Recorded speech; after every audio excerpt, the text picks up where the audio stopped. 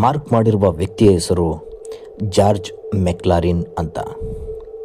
ಈತ ಒಕ್ಲಹೋಮಾ ವಿಶ್ವವಿದ್ಯಾಲಯಕ್ಕೆ 1948ರಲ್ಲಿ ಪ್ರವೇಶ ಪಡೆದ ಮೊದಲ ಕರಿಯ ವಿದ್ಯಾರ್ಥಿ.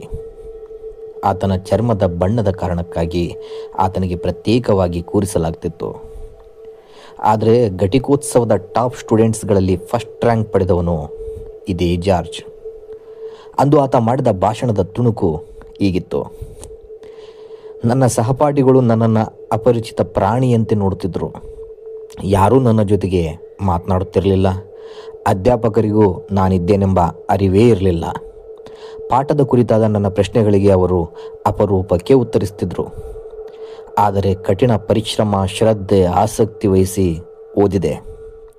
ಈಗೀಗ ನನ್ನ ಸಹಪಾಠಿಗಳು ನನ್ನ ಜೊತೆಗೆ ಬೆರೆಯುತ್ತಿದ್ದಾರೆ. ಅಧ್ಯಾಪಕರು ಹೆಗಲ ಮೇಲೆ ಕೈ ಹಾಕಿ ಮಾತನಾಡ್ತಾ ಇದ್ದಾರೆ. ಇದೆಲ್ಲ ಸಾಧ್ಯವಾದದ್ದು ಓದಿನಿಂದ. ಓದು ಅನ್ನುವುದು ವೆಪನ್ನಿಗಿಂತ ದೊಡ್ಡದು ಎಂದು ಆತ ತನ್ನ ಪುಟ್ಟ ಭಾಷಣ ನಿಲ್ಲಿಸಿದಾಗ ಇಡೀ ಸಭಾಂಗಣದ ಜನಸಮೂಹ ಎದ್ದು ನಿಂತು ಗೌರವ ಸಲ್ಲಿಸಿ ಚಪ್ಪಾಳೆ ತಟ್ಟಿದರು.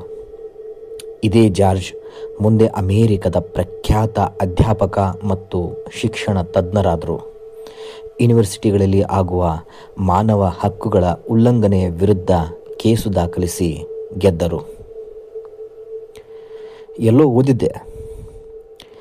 ಅದಕ್ಕೆ ಕಾರಣ ಅಂದು ಪ್ರತ್ಯೇಕ ಕೂರಿಸಿದರೂ ಛಲ ಬಿಡದೆ ಓದಿ ಈ ದೇಶಕ್ಕೊಂದು ಸದೃಢವಾದ ಸಂವಿಧಾನ ಕೊಟ್ಟ ಬಾಬಾ ಸಾಹೇಬ್ ಅಂಬೇಡ್ಕರ್ ಅವರ ಕಾರುಣ್ಯದಿಂದ ಅಷ್ಟೇ.